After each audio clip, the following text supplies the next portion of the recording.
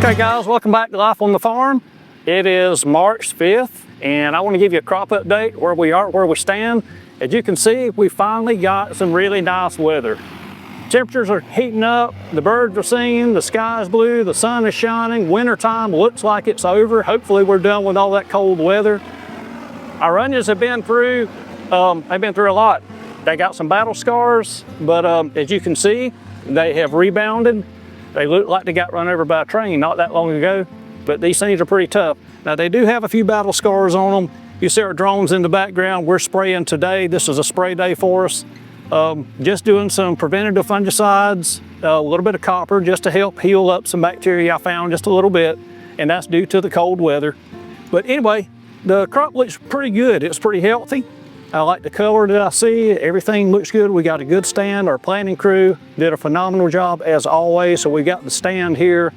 Our stand count looks really good. Uniformity looks really good because they do such a good job planting. They put them at the right depth and try to get them all consistent. So that's paying off. So I'm excited. This is an exciting time of the year. These are some late season Vidalia, some a little bit later planted Vidalia. We have to plant our, we stagger our plantings. We can't harvest everything at one time, and when onions are ready to go, when they come out of the ground, they're ready to be harvested. They're ready to be harvested right then. They won't wait on you for an indefinite period of time. So everything has to be in a timely manner. So that's why we stagger our plantings, and these are going to come off a little bit later than our earlier stuff, but they look really good. They're healthy. I like the color of it. I like the way they look, and I don't see any issues yet. But we have to check this all the time. I'm out here all the time, just about on a daily basis, walking and scouting, looking, been using our thermal drone some, just to try to find some issues. And the best thing about that thermal drone, I was telling somebody the other day, I bought that and our hopes was we could identify disease pressure and disease problems before they actually get bad so that we can be, in a timely manner, we can address the problems before they're a real problem. And the best part about that is so far this year, there hadn't been any disease really for that thing to find. So that's a good thing. I'm excited about that. I know disease pressure is coming as we have these foggy mornings, the weather's warming up, they're really starting to grow really fast. These onions will start to bulb soon. They haven't started yet, but they'll be bulbing soon. And that's when they pull, there's so much stress gets put on the tops, and they're really pulling those nutrients up hard. They're pulling from the ground, they're pulling from the top. It puts a lot of stress on them. And that's when the disease pressure can set in. So like when they get weak, the diseases can attack them. So right now, everything looks pretty sharp. I'm excited about it.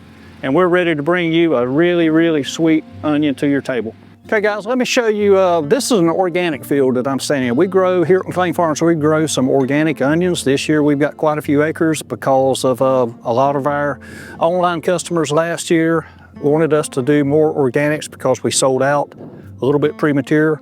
So we're trying to answer your request and we're trying to increase our acreage. But here's one thing I want to show you about organic farming. It's a really, really difficult crop to produce. And I'm gonna show you one of the reasons, and this is early on, this is just starting, I found this Monday, but I knew it was coming. Most times, disease pressure gets us in organic farming. There's just not anything we can do to prevent this disease, and there's especially nothing we can do as a curative. All we can do is hope and pray that disease, we know it's coming, will come late enough in the season that the onion's already matured out. We can dig it up and we can harvest it and everything will be fine. Every year is different. Some years we have a lot of disease pressure, some years are light disease pressure. Organics will do fine in those light disease years, but when the disease pressure gets really high, organics take a beating and they suffer dramatically, and we've lost entire organic crops before. So it's hit or miss with these things. I understand the consumer side of it, you know, avoiding pesticides, I get all that, and I'm the same way myself. I don't want to use any of that stuff if it's not necessary, but this is why we have to use it in our conventional type onions. I'll show you something. We just left some of our conventional onions. They're clean, they're healthy, they look great. We don't have any of this disease in any of those conventional varieties. It's always organics. But let me show you what I'm talking about. I'm just gonna pull up one. And this is our Adora variety, and these are some of the first ones. So what I want to show you, if you can see these lesions right here, This is a disease that gets us year in and year out just about. Some years it's real severe, some years it's not that bad. This is called botrytis leaf blight. If you can see that little milky look on that leaf, that's a start, that's active botrytis leaf blight. Then it becomes these little specks. What it does, it eats into that leaf. And eventually, unless the conditions are perfect to stop it or slow it down, it'll take that entire plant and it'll eat the top slap off of it. Had it happen. We lost this field just a few years ago due to the botrytis leaf blight. It just ate, it started in one spot and it moved, and there's nothing we can do but watch it happen. So just wanted to show you that. This right now is okay. I'm not pushing the panic button just yet, but it is something we just hope and pray that it doesn't advance and get any worse. Maybe the weather, the sun, the wind, everything will slow this down.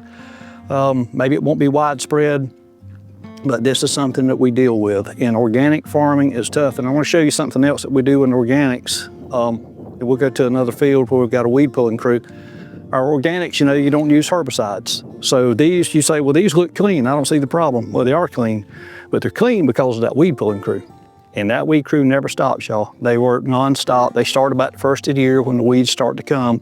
And as the weather warms up, the weed pressure intensifies. So that crew doesn't get to stop. They'll finish that field they're working on. They'll go to the next field, to the next one, to the next one, and then they get to start over. Because you can't beat them. You just can't get ahead of those weeds. So, but that's something that's necessary. If we're gonna make a crop, we gotta keep the weed pressure out of it. The weeds, they compete, you know, for the nutrients that's in the soil. And they thrive just like the onions do. So if we wanna have a healthy crop and we wanna have, you know, there's a lot of problems associated with weeds. Thrips is one. But anyway, we have insect problems due to weeds, so we want to keep them as clean as possible. We want to let the onions be able to thrive. We want to be able to mature. They want to bulb. They want to make the size that we need. And we got a lot of issues with organic farming. I just want to show you that, share that with you. Now, we're still going to have an organic crop, it looks like. We're going to bring it to you, and hopefully it'll be good quality, and it'll last on the shelf, and it'll be a good product. But anyway, just want to share that with you. Hey y'all, I wanted to take a minute to pop on here and to kind of explain why I'm truly out in the field with Brett as much as I am. So my job isn't just to get to make videos with him and aggravate him all day, although that's probably what it appears like to you all. Brett's required to keep a lot of records, and that starts from the moment that he starts to prepare this field until that onion makes it to your home or to the grocery store shelf. And part of what that looks like is we have to report everything he does to this field, when he plants it, the seed that he plants, the lot numbers to what he plants, every chemical that goes on it, every fertilizer that goes on it, when he does it, the conditions of what the weather was like when he chooses to do those applications.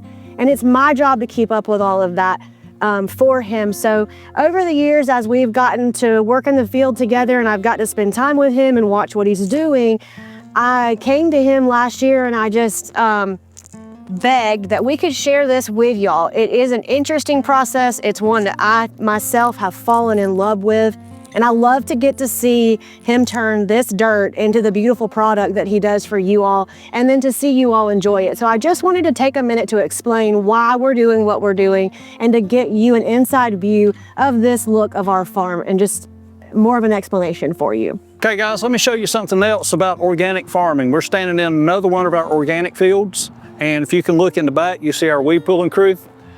There's quite a few people back there. This is some of the things that we have to deal with, some things we fight. If you look right here, we have weeds. And listen, this is not the first time they've been over it. This is pretty clean, but they've already been over this field. I believe this is the third time now that they've gone over it. And every time it's just more and more and more because they just keep coming, they never stop. And they'll be still coming at harvest time, and we just got weeds coming like crazy. But if we didn't have that weed crew, if they hadn't touched this would be a solid map. I've just seen it, and we've experienced it time after time. So what we do is we start that crew, and they're hardworking people. They do a great job. It's not that they've missed anything. It's just by the time they get over it, and they go catch the other field, and the other field, and the other field, and they come back, more weeds have come up. So they never get to stop. So as far as the organic side of it, that's one of my least favorite crops to grow. just because it's so much labor intensive and it's so hit or miss. Weather conditions play such a big part in it. Disease pressures, nothing we can do about that. It's a lot of manual labor. I know I get a lot of questions for why are organic prices higher than conventional prices, because you don't use any fertilizers, you don't use any chemicals, it should be cheaper. Well, it's not, because the labor, it's all hand labor, and it's so labor intensive. And that's why it gets our cost up. And not only that, our yield, our production side is way down. These onions won't yield what our conventionals will. So our cost per acre is much higher with organics. Now, we've been able to successfully bring an organic crop almost every year. I had a couple of years that we just lost the whole crop due to disease pressure. But anyway, they've been rare, thankfully. But they're just some of the things I want to share with you, some of the challenges we face with organic farming.